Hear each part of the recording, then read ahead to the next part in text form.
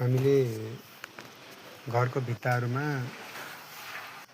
माटोको प्लास्टर गर्नको लागि यसमा जम्मा 1 भाग सिमेन्टमा 4 भाग बालुवा 4 भाग माटो अनि आवश्यक मात्रामा गोबर गाईको गोबर अनि त्यसपछि मात्रा हेरेर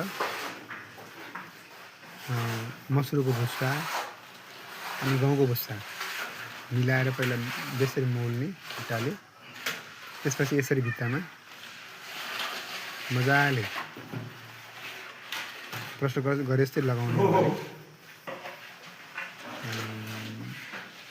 प्राकृतिक रूपमा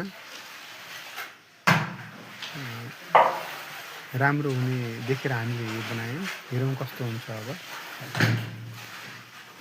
हजुरले देख्न सक्नुहुन्छ यसमा यो माटोको प्लास्टर गरिसकेपछिको भित्तामा देखिएको हो। यो